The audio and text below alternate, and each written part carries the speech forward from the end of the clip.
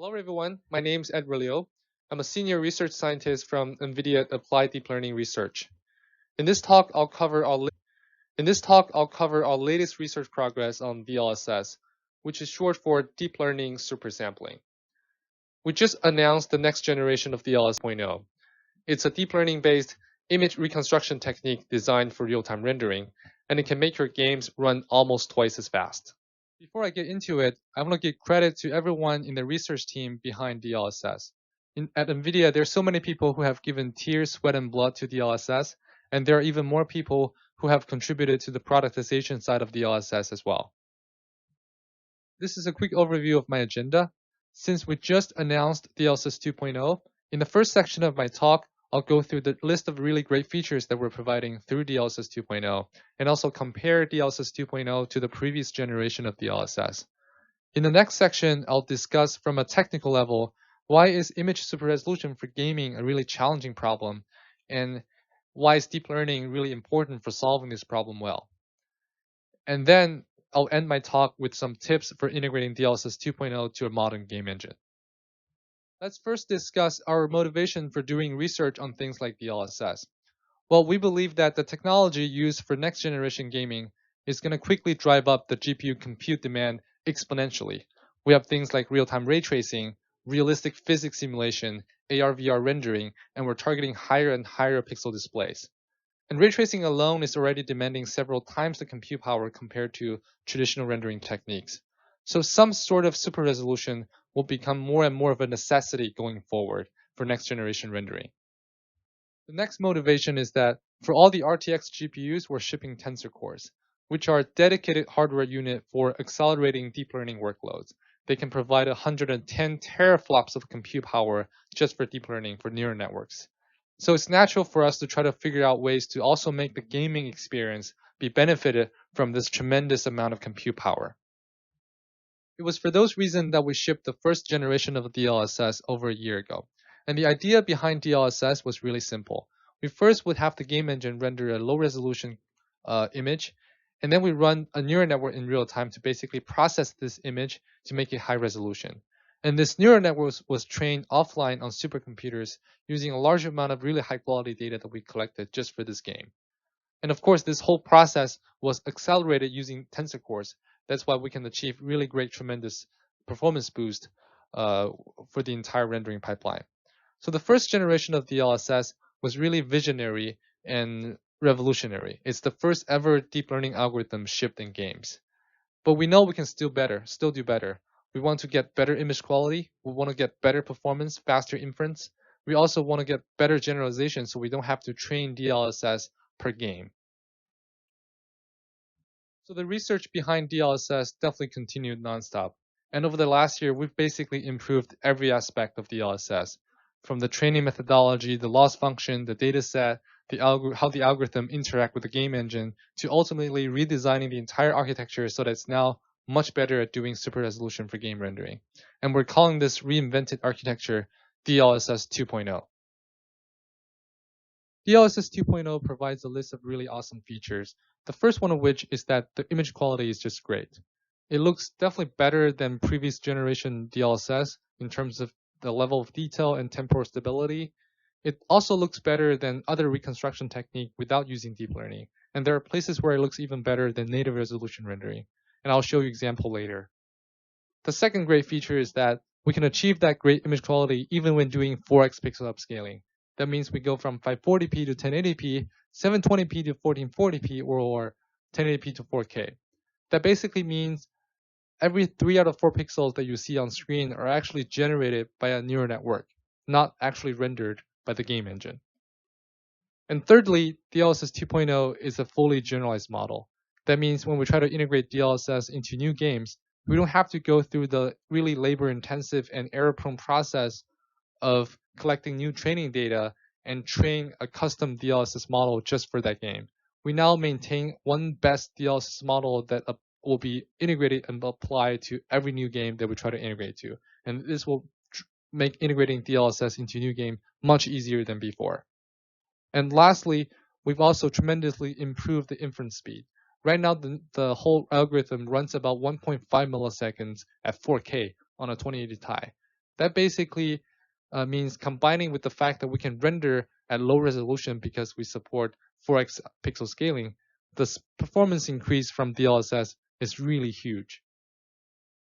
Let's now look at an image quality comparison example for DLSS. So this is one of the shots rendered in Infiltrator demo in UE4 at 720p. That's why it looks a little bit blurry. Let's try applying DLSS 1.0 to this image and upsample it to 1080p and see what does it look like. Boom. You'll see things are definitely sharper and edges are more pronounced. So that's good. It looks better than native 720p. I'm going to flip back and forth one more time. 720p, DLSS 1.0. So let's compare at the exact same spot with the exact same input, but upscale with DLSS 2.0. Boom. Wow, I think it's not hard to notice we're actually getting a lot more extra details compared with the 1.0 reconstruction. Let's flip back and forth one more time. 1.0, 2.0. So that's great. I think it's an obvious improvement. Let's compare with native 1080p rendering. So this is what you would get if you actually render at 1080p. And flicking back and forth, 2.0, 1080p, 2.0. I think you'll notice actually, even though DLSS 2.0 is only rendered at 720p, it actually provides extra details compared with the native 1080p rendering. And that's really great. As mentioned previously, DLSS 2.0 support up to 4x pixel scaling. So now let's demonstrate applying DLSS 2.0 to upsample this 540p image into a 1080p one. Boom. I think it's really obvious that the image gets a whole lot clearer and more detailed compared with the 540p input. Let's flip back and forth one more time. 540p and 540p to 1080p upsampled by DLSS 2.0. Here are some 200% zoomed in comparison of the previous result that you saw. On the top row, you'll notice that DLSS 2.0 is able to reconstruct a more detailed image from only 540p input than DLSS 1.0 from 720p input. And from the left column, you'll see that DLSS 2.0, even rendering only a quarter of the pixels from 1080p, it's able to reconstruct an image that's really close, if not even better or more detailed than native 1080p rendering. And then, of course, you'll notice that the DLSS 2.0 result with 540p input is looking way better than native 540p rendering with TAA. Another zoomed in comparison with a different cropped region. You should be able to see the same thing as before, that DLSS 2.0 is getting a really close image quality with native rendering while only rendering a quarter of the pixel as input. And then similarly, DLSS 2.0 is outperforming DLSS 1.0 in terms of image quality with less pixels as input. This is another set of comparison from a different scene. This is a typical AAA quality forest scene with really dense geometry. And we've turned on real-time ray tracing. That's why we're only getting about 89 FPS when rendering at 540p.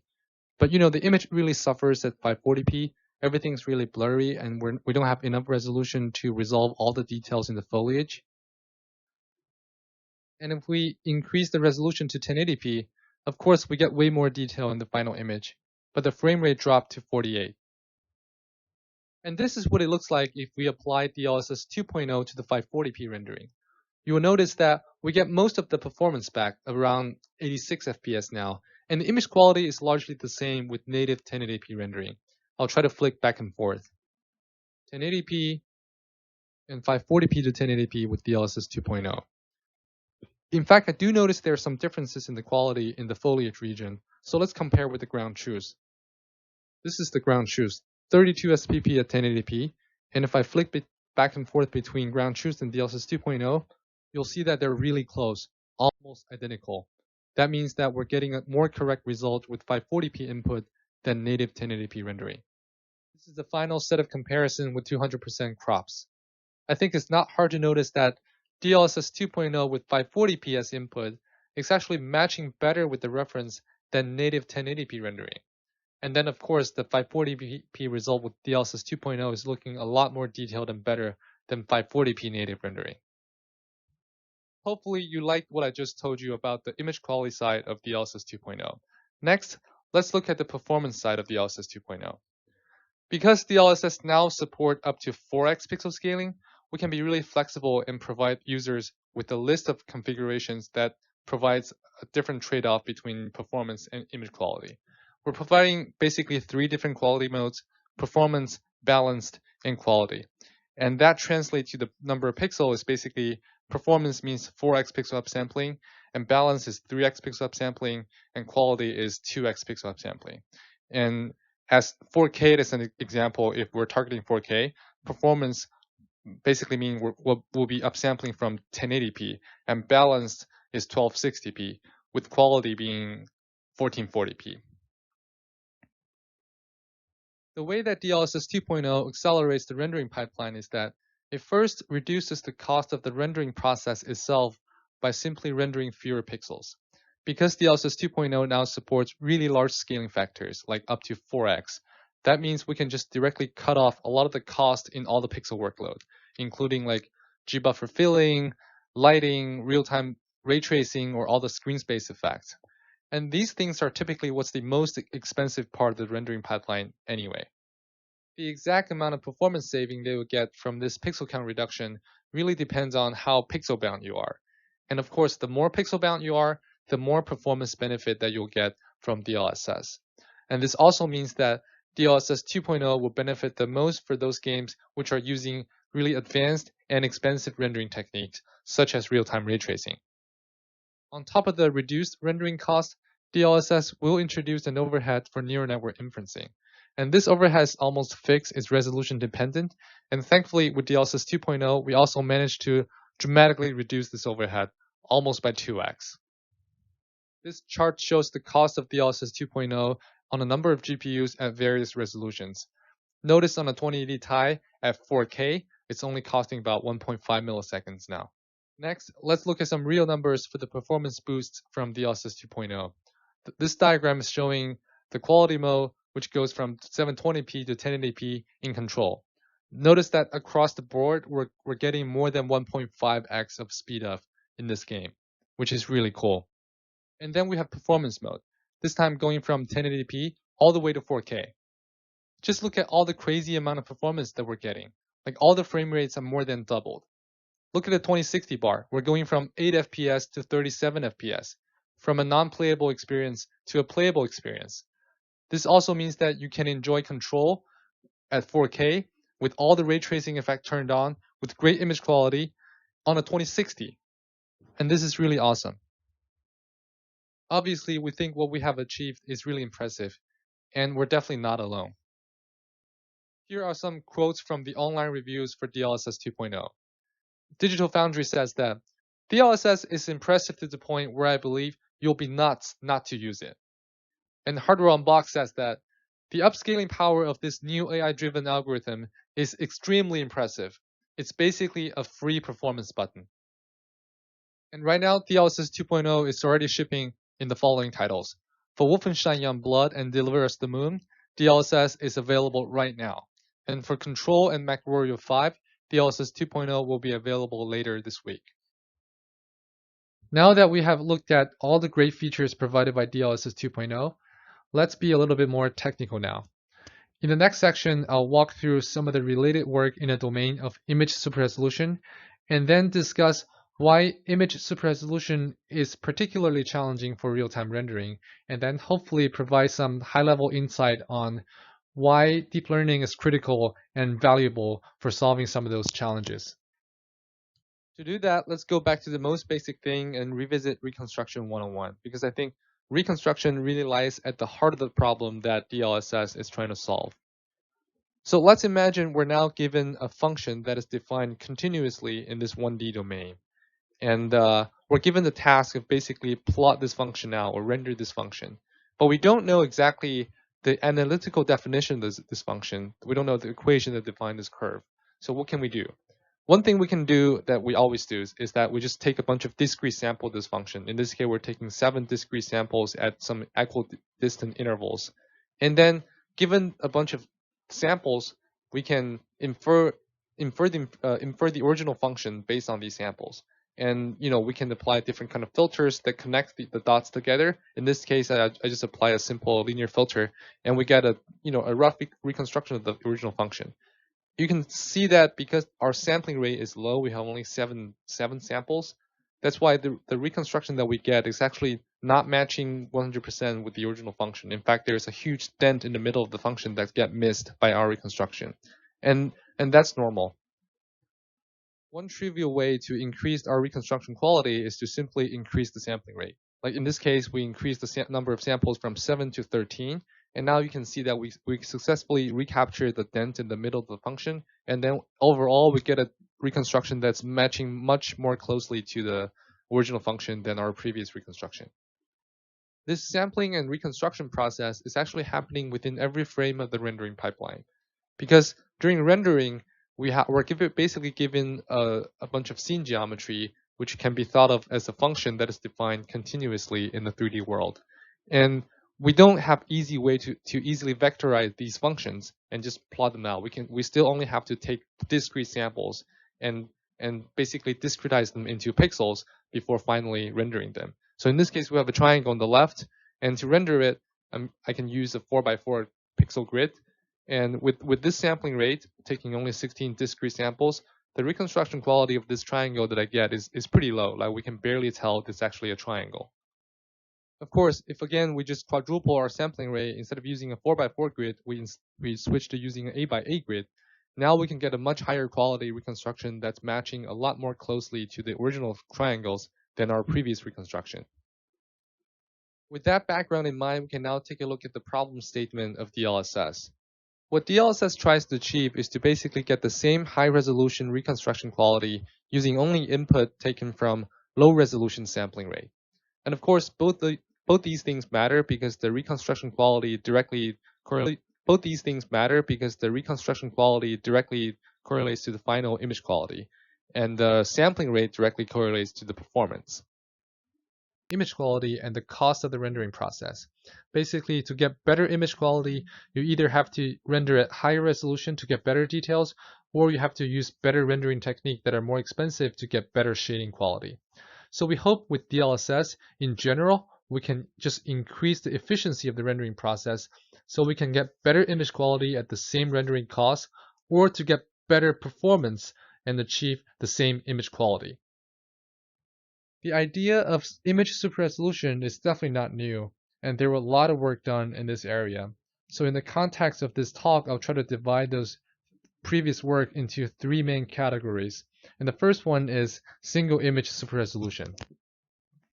Single image super resolution is like the classic ill-posed problem, because to solve it, we have to really invent new information that is missing in the low resolution input.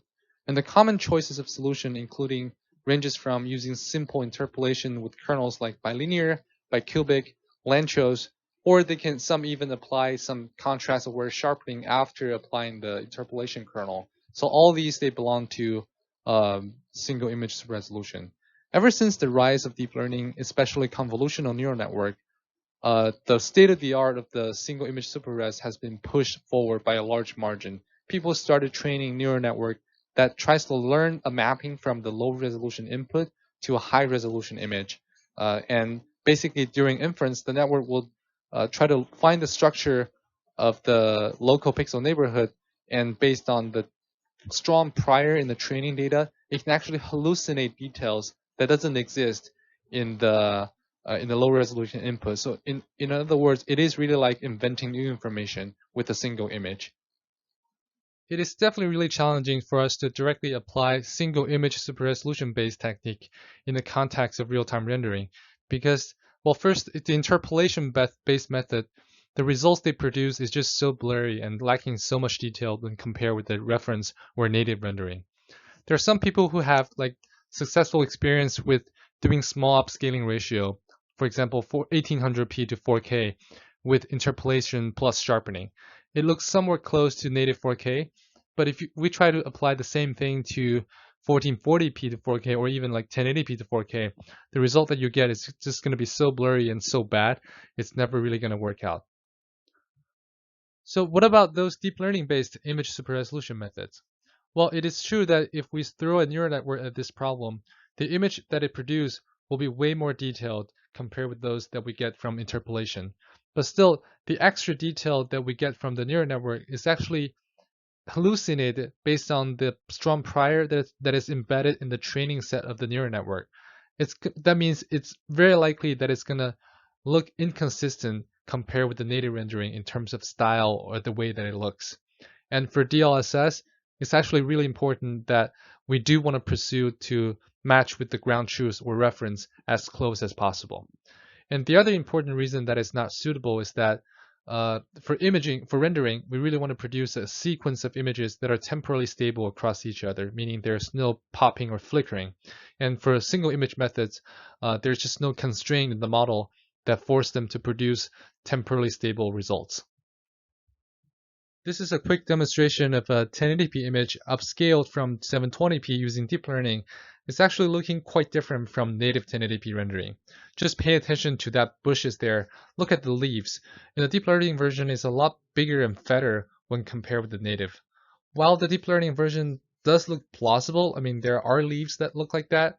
For DLSS, we do always want to match as close as possible with the native rendering in terms of the look and style. Let's show another set of comparison really quickly.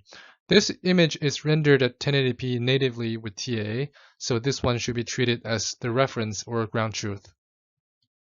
This one is 540p rendering upscaled to 1080p using DLSS 2.0, and I think it's pretty easy to see that it looks really close to the reference that I showed earlier. This one is also 540p upscaled to 1080p but using bicubic interpolation. So it's really obvious that it's so blurry and losing a ton of detail compared to the reference that I showed earlier. This one is actually 540p upscaled to 1080p using ESRGAN, which is one of the really recent research on using deep learning for image super resolution. And this one is done with generative adversarial network.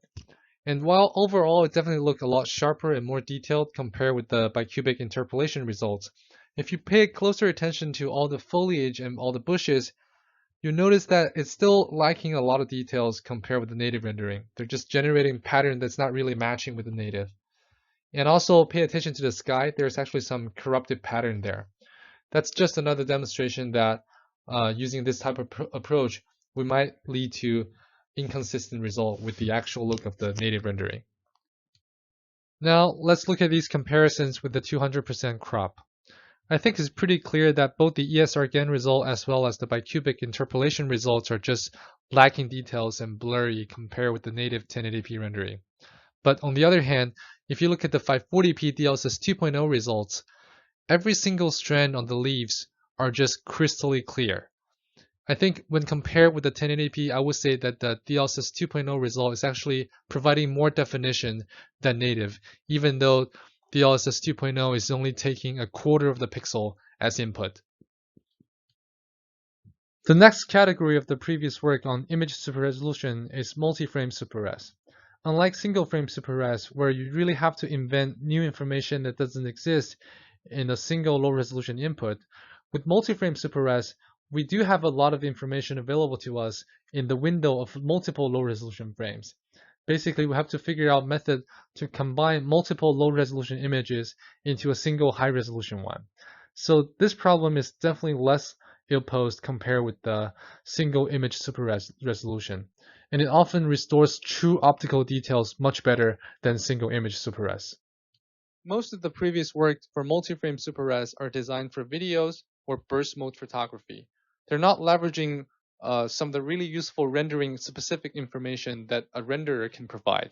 For example, they use optical flow to align multiple frames, whereas in rendering we can use geometric motion vectors, which is cheaper to generate and is also more accurate for the purpose of anti-aliasing.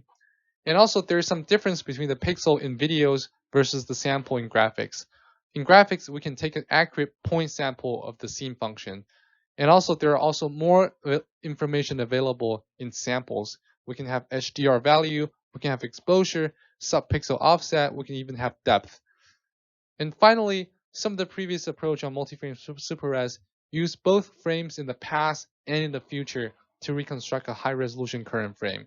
And that is something that we cannot afford in real-time rendering. The third category of the previous image super resolution work is spatial temporal supersampling designed for rendering. Temporal anti-aliasing, or TAA, definitely belongs to this category. The reconstructed image from TAA is actually at the same resolution as the input, but it achieves anti-aliasing by accumulating temporally jitter samples within a pixel over multiple frames, so it is still temporal supersampling. There are also many temporal rendering works that does reconstruct the final image at a higher resolution than the input. In particular, there's a variant of TAA that has been shipped in UE4 called temporal anti-aliasing upsampling, or TAU. It modifies TAA by taking into account the subpixel offset of each sample during accumulation, so it actually can support arbitrary scaling ratio. Finally, we also have checkerboard rendering. It also works by alternating the sampling pattern between adjacent frames in a checkerboard manner and resolve them over multiple frames. It is only limited to 2x upscaling ratio because of the checkerboard pattern, and it also requires quite invasive engine changes to support. But checkerboard rendering is very popular among game consoles. Spatial temporal supersampling works by exploiting the temporal coherency in the rendering process. Because we know the image sequence that we render over the course of multiple frames is temporally stable, which means is less likely to have sudden changes or popping or flickering happening across frames. So we can assume that the previous frame that we have is pretty much the same or aligned with the current frame which we're trying to reconstruct right now. So pretty much this means we can smartly distribute our samples over the course of multiple frames, and then when we try to do the final reconstruction, we'll use the samples collected both from the current frame as well as those collected from the previous frames. And this will be really good because for each frame, we're still using a really low sampling rate, which means our performance will be good. And then the reconstruction quality will be really high because we're using a lot more samples than just the samples from the current frame. And those samples are really taken from the function that we're trying to reconstruct. They're not from hallucination or interpolation. But the assumption that the previous frame function is aligned or the same with the current frame function is a really huge assumption that is probably never true. Because if it is true, then the game will be just so boring. In the game scene, pretty much everything is moving every frame. We have dynamic lighting, animated characters, particles, moving shadows. Those moving stuff is what make games fun. So if we just naively use samples collected over the course of multiple frames to do the final reconstruction, we'll end up having error in our reconstruction. And those error will translate to artifact in the final image, like lagging or ghosting. So all the spatial temporal supersampling technique for rendering would have to deal with the fact that the previous frame might be different with the current frame, and they need to handle this robustly. That is why in all the temporal upsampling technique like TAA, TAU, or checkerboard rendering, there's a really important step that rectifies the samples that we have collected in previous frames before using them to reconstruct the final current frame. That means we have to invent heuristic to somehow identify the samples that might have really large error in them. And then we have to invent more heuristics to somehow fix those errors while still making the final image look plausible and good. And these heuristics often just trade off between different artifacts. Sometimes when they correct the error in the history samples more aggressively, they end up having blurriness or temporal stability or even moire pattern in their current frame image because they have so less samples to work with. On the other hand, when they try to use much more than they should on the history informations, they'll have lagging and ghosting in the final reconstruction. Among all the heuristics used for rectifying samples collected from previous frames, neighborhood clamping is definitely one of the most commonly used techniques. And the idea behind neighborhood clamping is also pretty simple. Basically, for each one of the previous frame samples, we just need to clamp them to be within the bounds of their neighboring current frame samples. And to put it graphically, in the middle, you notice that some of the red dots are moved up or down to be within the bounds of their neighboring green dots. That's pretty much it. So finally, we just do the reconstruction with all the current frame samples along with all the corrected previous frame samples. So the good thing about this technique is that it strikes a really good balance between achieving a lagging or ghosting free image versus also in the meantime resulting pretty good temporal stability plus details in the final image. But do notice that if you apply heuristic like this, we are going to lose some details because of this. For example, there are samples in history frame that shouldn't have been corrected by the neighborhood clamping because those samples are actually valid. They are actually matching with the current frame samples. Next, let's visually demonstrate some of the things that we've been discussing about temporal supersampling as well as history rectification and how important it is. So this is an image rendered with temporal anti-aliasing, but with the neighborhood clamping step disabled. So now when I basically I'm trying to pan the camera to the right, that causes some disocclusion, and when that happens, we have huge amount of ghosting left on screen. So that this type of result is definitely not acceptable for any shipping games. So we definitely need history rectification somehow. However, when we do apply neighborhood clamping, it will actually introduce some additional loss in detail in the final reconstruction. And I think this is a pretty clear visual demonstration. Just compare the image in the middle with the image on the right. The image on the right is the reconstruction without using the clamping. I think it's pretty clear that in all the foliage, there's just more detail in this version than the one in the middle. It's also really important to note that the amount of detail that you lose from using neighborhood clamping is strongly related to the sampling rate of the current frame samples. So in the case when we're doing temporal upsampling, that means for all the current frame samples, we're using a lower sampling rate. That basically means we have to calculate the color bounding box from a sparser set of current frame samples. And this will just further cause reduction in the detail in the final reconstructed image. So let's demonstrate things again visually. On the left, we have a reconstruction result of using TAU with a quarter resolution input. And on the right, we have the exact same thing, TAU using a quarter res input, but with neighborhood clamping disabled. I think it's really obvious that just by using neighborhood clamping alone, it's causing a huge reduction in the detail in the final reconstructed image. This is another set of comparison with TAU and with quarter res input. And again, just by toggling neighborhood clamping alone, we're getting a drastic difference in the details in the final reconstructed image. But remember, we cannot simply just turn off neighborhood clamping, as if you do that, you get huge amount of ghosting and lagging in the final image.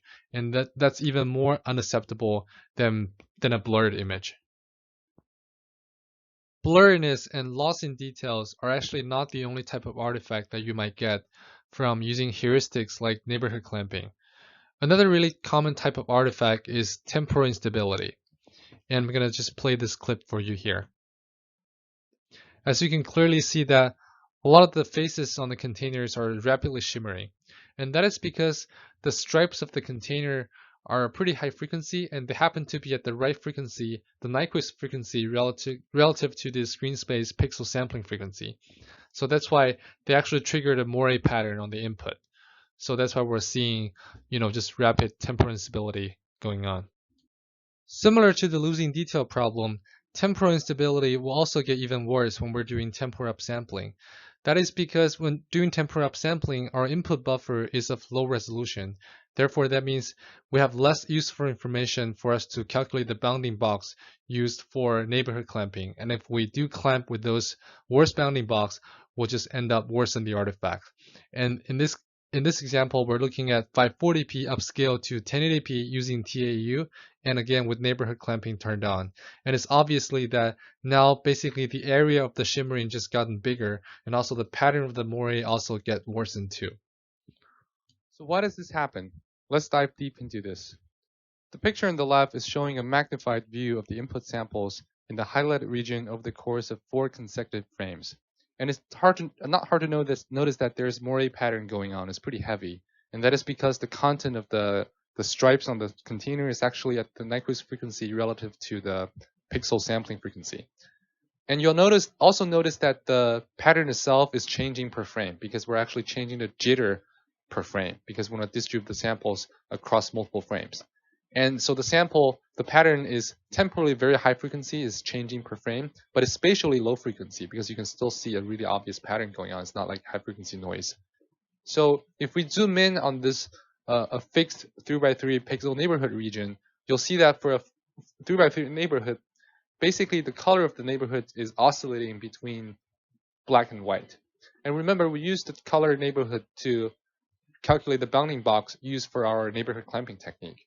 And if you clamp with this type of bounding box, you basically will just throw away whatever information that you have accumulated in the previous frame samples.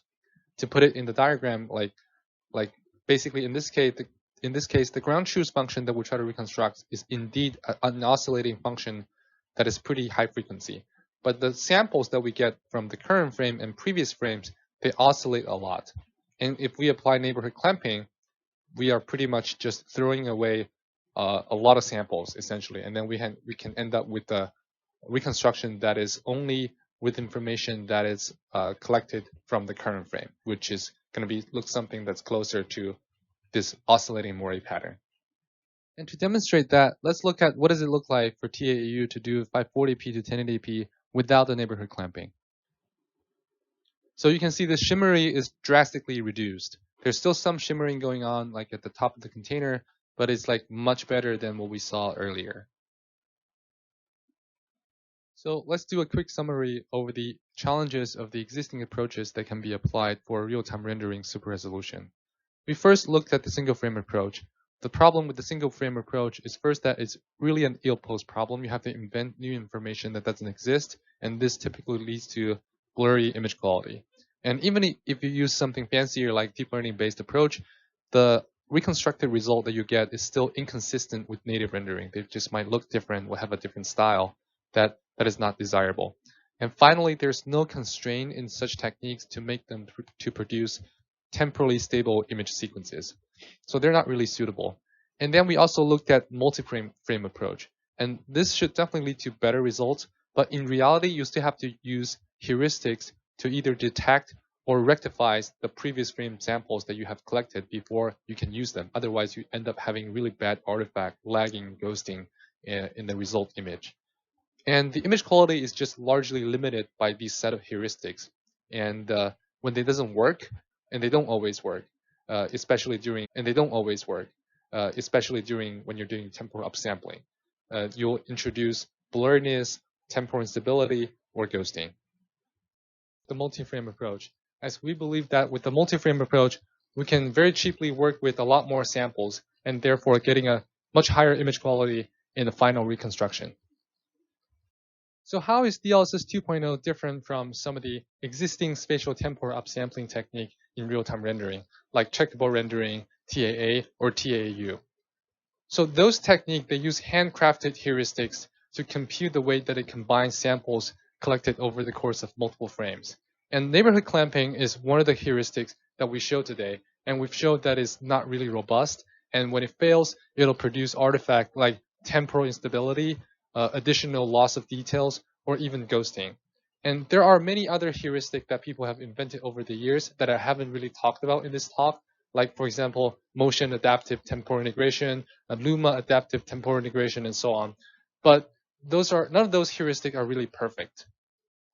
With DLSS 2.0, we train a neural network offline on supercomputers on tens of thousands of really high quality images to just learn the optimal strategy to combine samples collected over multiple frames.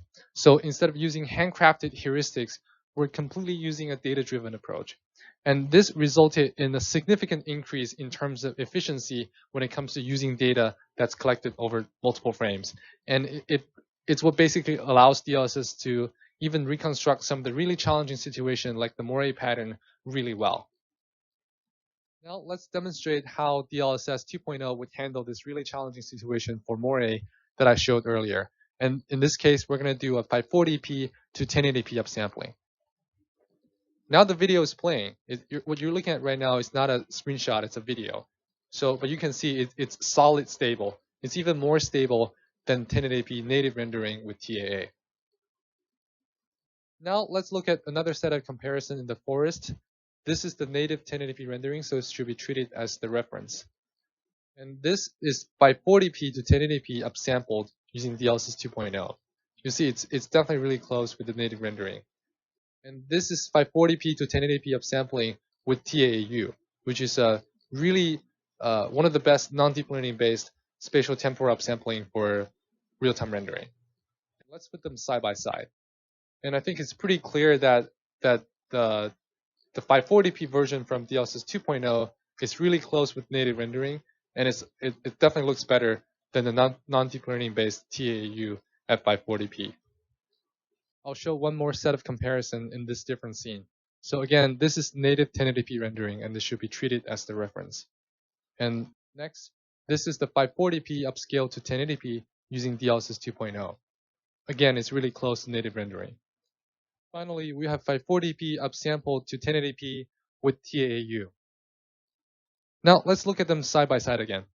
With this side-by-side comparison, I definitely wouldn't disagree if you think that the DLSS 2.0 results at 540p is actually looking more detailed than the 1080p native rendering. And of course, it's looking a lot better than 540p from TAU, which is already one of the really best spatial temporal reconstruction for real-time rendering. Okay, hopefully now you're convinced that DLSS 2.0 is providing superior image quality compared with some of the existing spatial temporal upsampling technique in real-time rendering. Now let's take a look at how do we integrate DLSS 2.0 into a modern game engine. The changes that you need to make in order to integrate DLSS into the rendering pipeline is not very invasive. The first thing you do is to, of course, render the scene at low resolution. And this step includes all the geometry drawing, the G-buffer filling, as well as all the dynamic lighting and shadowing, also including all the screen space effect like SSR, SSAO, and finally all the ray tracing effects. So all of these things should be rendered at low resolution so you can gain performance. After all the geometry and shadings are done, we need to insert DLSS at the place where normally anti-aliasing would happen. Because right now, DLSS 2.0 is actually a combined pass for both anti-aliasing and supersampling. So the existing anti-aliasing solution in the engine should be replaced. And after DLSS, the output will be at high resolution. After DLSS, post-processing should continue. And this typically includes things like motion blur, bloom, lens flare, chromatic aberration, and tone mapping. And after post-processing, the renderer should just proceed normally to render all the GUI before displaying the final image on screen. DLSS 2.0 is not just a pure image processing algorithm. We can't just put it there and expect it to work. It is actually designed to work alongside with the renderer. And that's why we need to make some adjustment and changes to the rendering process itself. But hopefully the changes that's required for DLSS 2.0 is way not as invasive as things like checkable rendering. So most of them should be pretty easy to implement. The first adjustment that you need to make is that you need to add viewport jitter to the renderer, because we need samples to be evenly distributed within the pixel over multiple frames. And this is pretty much the same with TAA. So if your engine already have TAA, then you don't really have much to do. We do have two suggestions though. The first one is about the sampling pattern.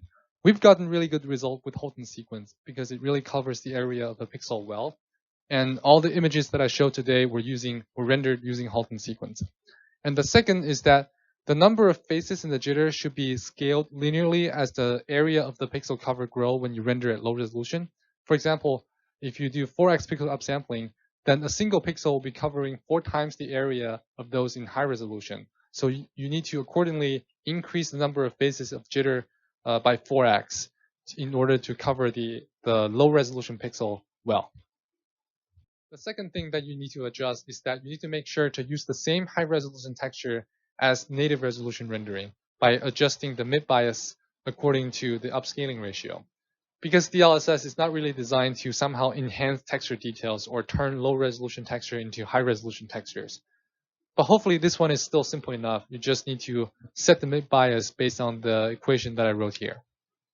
The third adjustment is about stochastic or dither effect. So some of the rendering set the mid bias based on the equation that I wrote here. The third adjustment is about stochastic or dither effect. So some of the rendering effects such as SSAO or effects will also need to be scaled up according to the upscaling ratio. Depending on the implementation, the fourth adjustment that you might need to make is for ray tracing and denoising. The reason is that the denoisers people develop nowadays doesn't always produce a pure clean image. They somewhat rely on the final TAA pass at the end to further clean things up. And in this sense, the current DLSS cannot replace TAA for that because DLSS is not trained or cannot really be trained to deal with partially denoised input, as there are just millions of different implementations for all kinds of denoisers out there. So there are two ways to walk around this. The first is just to improve your denoiser, make their output cleaner and temporally more stable, so you don't really have to rely on the further TAA pass to clean things up. And the other option is to simply run the existing TAA passes right after denoising. That way we kind of complete the whole denoising pipeline that was run earlier without DLSS. Next, let's look at how do we actually insert DLSS 2.0 in the middle of the rendering pipeline. The entire DLSS 2.0 algorithm has been implemented inside the NGX SDK. You can pretty much just treat this SDK as a black box and then feed it with a bunch of input that the SDK expects. The inputs include the low resolution images, the jitter offsets, motion vectors, the depth buffer, as well as the exposure of the entire frame. And then the SDK will just return you an upsampled high quality image, which can then be consumed by the post-processing pipeline. Finally, after DLSS, we need to make some changes to the post-processing pipeline as well. The main thing that you need to change about the post-processing pipeline is that now the entire post-processing will run at the upscaled resolution, and that means it's at a different resolution with the regular shading or with all the G-buffer size. From the engine perspective, depending on the implementation, that means you'll basically have to maintain two resolutions, one for the regular rendering and the other for the upscaled post-processing. And within each one of the post-processing shaders, when you access G-buffer, you need to be careful that now the G-buffer is actually smaller than the viewport. But hopefully, we still think this is not too bad, and for the performance that you gain from DLSS, we hope it's still worth it. Finally, I'm concluding my talk by pointing you guys to our latest UE4 DLSS 2.0 branch. It is available through our DLSS developer program right now. You can use this branch to basically check out the image quality and performance and generalization capabilities of DLSS 2.0. We also hope that this branch is going to be useful for you to study the integration of DLSS 2.0 in case you're interested in integrating DLSS into your own engine. With that, I want to say thank you for tuning in, and I hope you enjoyed the talk.